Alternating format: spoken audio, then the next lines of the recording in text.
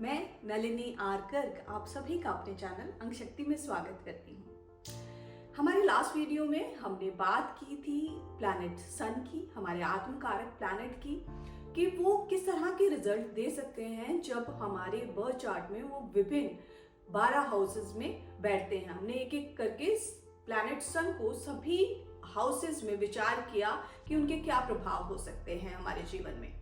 आज हम बात करने वाले हैं प्लैनेट मून की। जहां सन हमारा आत्मकारक प्लैनेट है, वही मून हमारे मनस का, हमारे मन का कारक है। मून की विवेचना पहले हम बहुत अच्छे से इसको समझने की कोशिश करते हैं और उसके बाद मून को हम सभी 12 हाउसेस में सूर्य की तरह जानेंगे कि अगर वो मून हमारा किस भाव में बैठा है और वो हमारे जीवन में किस तरह के रिजल्ट्स देगा, हमारे मन को कैसा रखेगा। तो आइए जानते हैं मून को। मून का अगर वर्ण में कहूं तो वो वैश्य वर्ण है। वैश्य मीन्स मर्चेंट, व्यापारी वर्ण से जोड़ा गया है मून को। प्रवृत्ति जो मून की है वो है सत्व प्रवृत्ति, वो है एक सात्विक प्लैनेट। और प्रकार जाने तो जैसे सन एक क्रूर प्लैनेट की संख्या दी गई है सन को, वही जो मून है वो नैसर्गिक शुभ प्लैनेट माना गया है। मून के कारक हमने पहले भी जाने। मून के जो कारक तत्व हैं वो है changes in our life, mood, हमारे जो मन के भाव जो हैं वो मून दर्शाता है। ट्रैवल को मून दर्शाता है। हमारे फूड को, खाने की हैबिट्स को मून दर्शाता है। उसके अलावा मदर, सबकॉन्शियस, हमारी इमोशनल जो प्रवृत्ति है वो मून से जानी जाती है। मून को नेचर से जोड़ा गया है, नर्चरिंग, केयरिंग से जोड़ा गया है। मून को 16 कलाओं से भी जोड़ा गया है। विभिन्न कलाओं में पारंगत होना भी आपके बर्थ चार्ट में मून दर्शाता है। और मून हमारी सबकॉन्शियस, हमारी इंट्यूशन को भी दर्शाता है। हमारी इंट्यूशन का कारक भी मून है। तो देखिए, मून के कुछ मेन कारक तत्व मैंने बताए हैं। जब हम इन्हें अपनी कुंडली के 12 भावों में जानेंगे, समझेंगे, देखेंगे और उस हाउसेस के जो एट्रीब्यूट्स हैं उनके साथ मून के कारक तत्वों को जोड़ेंगे तो जानते हैं कि वो बर्थ चार्ट में किस तरह के इफेक्ट्स लेकर आएंगे। तो आपको क्या करना है, किसी भी ऐप के थ्रू आप बर्थ चार्ट अपना रेडी कर लें। आप अपनी बर्थ डिटेल्स डालेंगे तो वो आपका बर्थ चार्ट इस तरह से आपको शो करेगा। क्विकली एक मैं रफ बर्थ चार्ट ड्रॉ करती हूँ। और हम जानते हैं कि मून जब डिफरेंट 12 हाउसेस में बैठेगा तो किस तरह के रिजल्ट्स दे सकता है। हमने सभी भावों को जाना है एक एक करके, सभी प्लैनेट्स की प्रवृत्ति को जाना है। अब इनको कंबाइन करके किस तरह से प्रेडिक्शन की जाती है वो समझने की कोशिश करते हैं। अगर मून पहले हाउस में बैठता है, मून क्या है? मून मैंने कहा हमारा मन है। और पहला हाउस क्या है? पहला हाउस हमें दर्शाता है हमारी पर्सनालिटी, हमारे विचार, हमारे इमोशंस और हमारा इन एंड आउट जो है वो पहला हाउस है। जब मून पहले हाउस में बैठ जाएगा तो किस तरह के परिणाम होंगे? हम मून की तरह हो जाएंगे। हमारी पर्सनालिटी को जो डोमिनेट करेगा वो प्लैनेट मून होगा। उसी की तरह हमारा चंचल स्वभाव होगा। हमारे mood waves up and down हो सकते हैं। बहुत जल्दी उनमें चेंजेस आपको देखने को मिलेंगे। फूड को आप बहुत पसंद कर सकते हैं, खाना खाना, खिलाना, आपकी नर्चरिंग, केयरिंग की जो है वो आदत हो सकती है। मून को माँ से भी जोड़ा गया है, तो माँ की तरह आपकी केयरिंग वाली आदत हो और माँ की पर्सनालिटी कहीं ना कहीं आपकी पर्सनालिटी को इन्फ्लुएंस करेगी। उसके अलावा हम कह सकते हैं कि मून, मैंने बोला कि 16 कलाओं का मालिक है, तो आपकी भी बहुत सारी हॉबीज हो सकती हैं और आप कई चीजों में पारंगत हो सकते हैं, कई कलाओं के मालिक हो सकते हैं। और मून को सुंदरता से भी जोड़ा गया है, ब्यूटीफुल प्लैनेट। सो आपका चेहरा गोल हो सकता है, चांद सा रोशन चेहरा, तो वो कहीं ना कहीं आपको सूट करेगा। अब बात करेंगे मून की दूसरे हाउस में। दूसरा हाउस क्या है और क्या दर्शाता है? दूसरा हाउस हमारा परिवार है और मून इमोशंस है, तो हमारे इमोशंस हमारे परिवार से जुड़े हो सकते हैं। तो पारिवारिक माहौल अच्छा है तो हमें बहुत अच्छा लगेगा। अगर परिवार को किसी तरह की परेशानी है तो हमारा मन परेशान हो जाएगा। मून और सेकंड भाव जो है वो धन का भाव है। Moon up and down show करता है, चेंजेस को शो करता है। तो हमारा कैश फ्लो देखेंगे, अगर मून सेकंड हाउस में है तो उसमें फ्रीक्वेंट चेंजेस हो सकते हैं। कभी प्रवाह ज्यादा होगा, काफी कैश फ्लो रहेगा, कई बार कैश की कमी महसूस की जा सकती है। तो इस तरह से विभिन्न भावों से हम मून को कनेक्ट करते हैं। सेकंड भाव हमारा स्पीच का भी है। मून सात्विक प्लैनेट है, एक काम प्लैनेट है।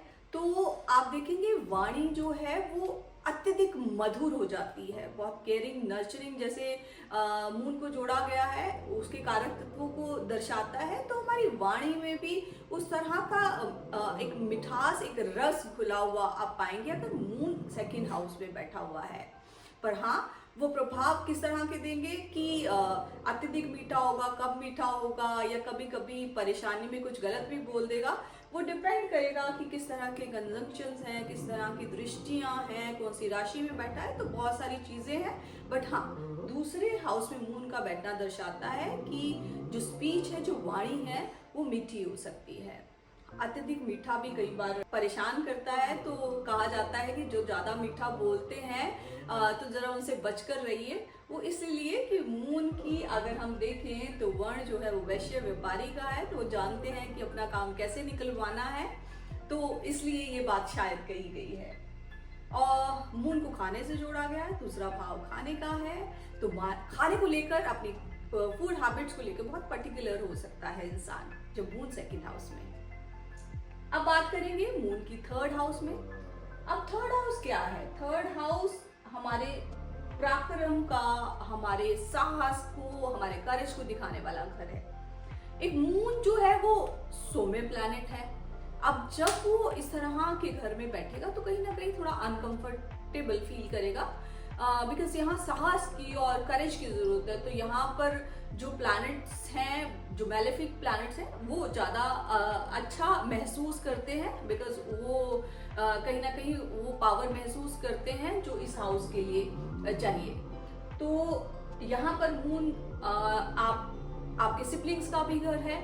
आपकी भावनाएं आपके छोटे भाई से कनेक्टेड हो सकती हैं। भाई मैंने इसलिए कहा बिकॉज अगर मून थर्ड हाउस में है तो देयर आर हायर चांसेस कि आपका भाई हो इंस्टेड ऑफ सिस्टर। तो और उसके अलावा इसको ट्रैवल का भाव भी बोला गया है। अब मून ट्रैवलिंग का प्लैनेट ट्रैवल के घर में बैठ गया तो देखिए ट्रैवलिंग करना कितना अच्छा लगेगा। और ये एक तरह की रेमेडी भी है। जब मून थर्ड हाउस में बैठता है तो इंसान को ट्रैवल, छोटे छोटे ट्रैवल्स को करते रहना चाहिए। उसको मन को कहीं ना कहीं वो चीज बहुत अच्छी लगती है और एक खुशी देती है। अब जानते हैं मून को चौथे भाव में फोर्थ हाउस। फोर्थ हाउस क्या है? फोर्थ हाउस हमारा घर है, हमारी माँ है, और मून वही है। मून यहाँ पर दिशा बल प्राप्त करता है, ये मून का अपना घर है, इसीलिए मून की स्थिति यहाँ पर बहुत अच्छी बताई गई है। घर का एनवायरनमेंट जो है वो आप हमेशा नर्चरिंग, केयरिंग पाएंगे, बनाकर रखेंगे। जब मून चौथे हाउस में है अपनी माँ से बहुत अटैच्ड होंगे जब मून चौथे भाव में है। घर के एनवायरनमेंट से ही आपको खुशी मिलेगी और आप अपने घर में डिफरेंट तरह की चेंजेस करते रहेंगे। जब इंटीरियर्स की बात को लेकर आता है तो चेंज को शो करता है। चौथा भाव हमारे व्हीकल्स भी हैं, तो आपको ड्राइविंग करना बहुत पसंद हो सकता है, कार्स का शौक हो सकता है, और तेज ड्राइविंग आपको जरूर पसंद आएगी अगर आप देखेंगे मून आपका चौथे भाव में है। अब बात करेंगे पांचवें भाव की। फिफ्थ हाउस क्या दर्शाता है? फिफ्थ हाउस हमारी इंटेलेक्ट है, हमारी लर्निंग, हमारी एजुकेशन है। तो और मून जो है मैंने बोला 16 कलाएं हैं, तो फिफ्थ हाउस हॉबीज भी है। तो यहाँ पर मून जो है वो लर्निंग के लिए बहुत अच्छा प्लैनेट है।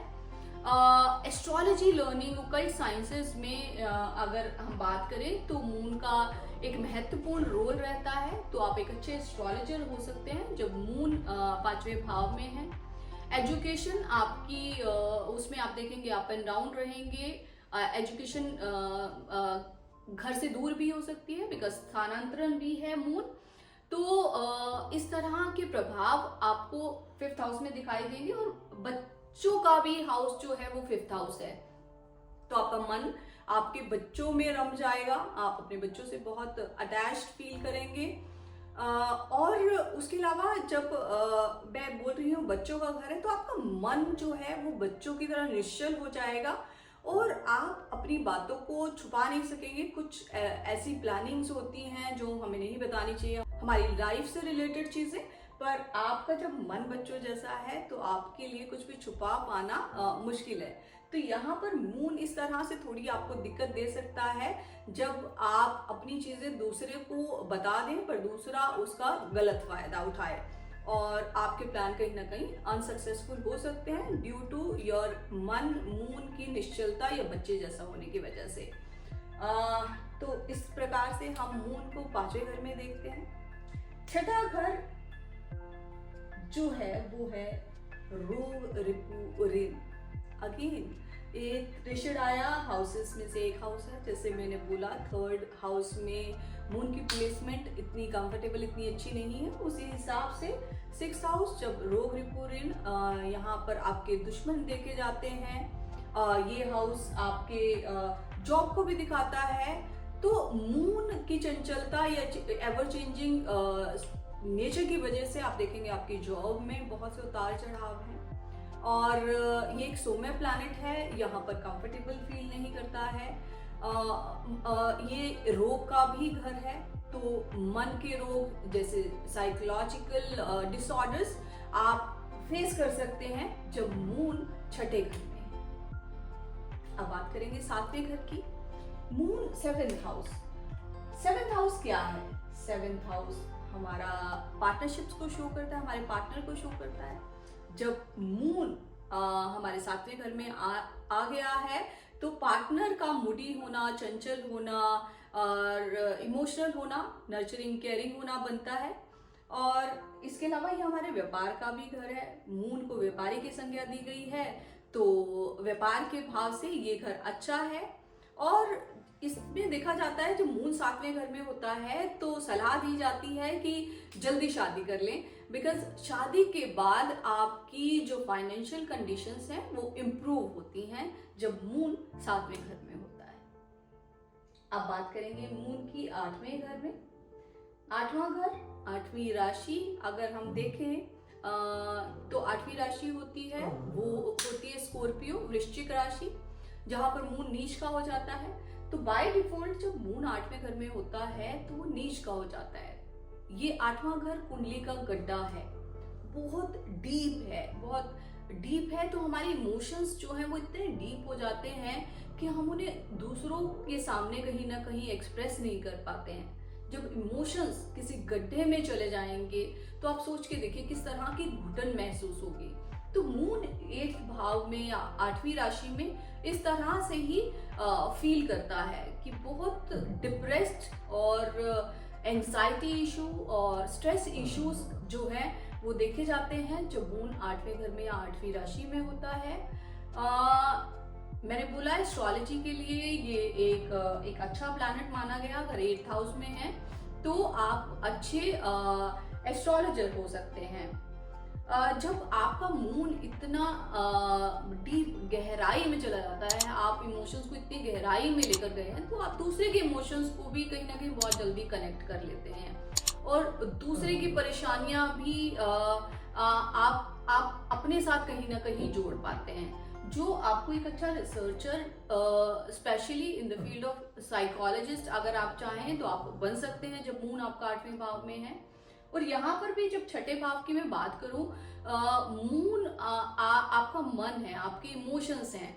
तो आप जब अपने इमोशंस को इतनी गहराई से समझते हैं तो दूसरे के लिए आप बहुत केयरिंग हो जाते हैं।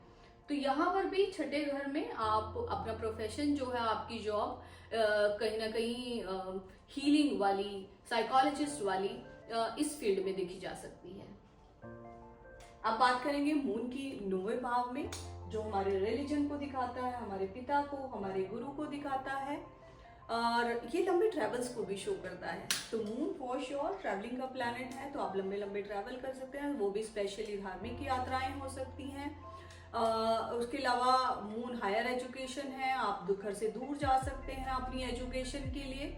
और रिलीजन को अगर हम बात करें या गुरु की बात करें, तो ये हो सकता है कि आप उनमें फ्रीक्वेंट चेंजेस करें, धर्म बदलाव भी हो सकता है, और गुरु एक के बाद दूसरे और दूसरे के बाद तीसरे, इस तरह की प्रवृत्ति देख सकते हैं कि किसी एक गुरु से अटैच हो पाना थोड़ा मुश्किल देखा जाता है जब मून 9वें भाव में होता है। तो देखिए, इस तरह से आपको प्रेडिक्शंस बनानी है। एस्ट्रोलॉजी एक ऐसा विज्ञान है जिसमें आपको फंडामेंटल रूल्स को समझना है और उनको किस तरह से कनेक्ट करते हुए प्रेडिक्शंस देनी है, वो आपको समझना होगा, और तभी आप सही और उचित प्रेडिक्शंस दे पाएंगे जब आपने इसके एक बेस को समझ लिया, और उसके बाद चीजों को एक के बाद एक आपको कनेक्ट करना है और उसके रिजल्ट्स देखने कि किस प्रकार के हो सकते हैं। अब बात करेंगे मून की 10वें घर में। 10th हाउस हमारा कर्म का घर है, हमारी अथॉरिटी, हमारे सोशल स्टेटस को दिखाता है। अब कर्म के घर में मून का आ जाना, एक सौम्य प्लैनेट का आ जाना, एक तो ये हो सकता है कि आप व्यापार को एज अ प्रोफेशन सेलेक्ट करो। दूसरा, अगेन आपके व्यापार में फ्रीक्वेंट चेंजेस हो सकते हैं। अगर उनको अवॉइड करना है तो कोशिश करें कि आप कंटिन्यूसली ऐसा व्यापार करें जहाँ आपको ट्रैवल करना पड़ रहा है। तो इस तरह से मून 10th हाउस में इफेक्ट्स देता है। अब बात करेंगे मून की 11वें भाव में। 11वां क्या भाव है? 11वां है हमारे डिजायर्स का भाव, हमारे सोशल सर्कल का भाव। अब देखिए, डिजायर्स जब मून के साथ जुड़ गई तो मन बार बार क्या चाहेगा, एक के बाद दूसरी चीज, दूसरी के बाद तीसरी चीज। तो यहाँ पर भी मून की प्लेसमेंट इतनी अच्छी नहीं है, और त्रिशनाया के यह तीसरा घर है, 3, 6 एंड 11। यहाँ पर भी मून कंफर्टेबल फील नहीं करता है, और डिजायर्स जो होती हैं वो कई बार इस तरह की हो जाती हैं जो पूरी भी ना हो सके। तो किसी भी तरह के डिजायर्स का मन में आ जाना और वो ना पूरी हो तो मन का दुखी होना। आपके फ्रेंड्स सर्कल को भी दिखाता है, तो उसमें फ्रीक्वेंट चेंजेस आप फील कर सकते हैं, और अपने फ्रेंड्स को लेकर बहुत इमोशनल हो सकते हैं, उनके लिए बड़े केयरिंग हो सकते हैं। और इस तरह से हम मून को 11वें हाउस में देखते हैं। अब बात करेंगे मून की 12वें घर में। 12वां घर मोक्ष का घर, लेट गो का घर, हमारी स्लीप को दर्शाता है। तब जब मून 12वें घर में बैठ जाता है तो अगेन आप देखेंगे फ्रीक्वेंट चेंजेस। कई बार आपकी नींद पैटर्न्स डिस्टर्ब हो सकते हैं, कई बार नींद बहुत अच्छी आएगी और कई बार नहीं आएगी।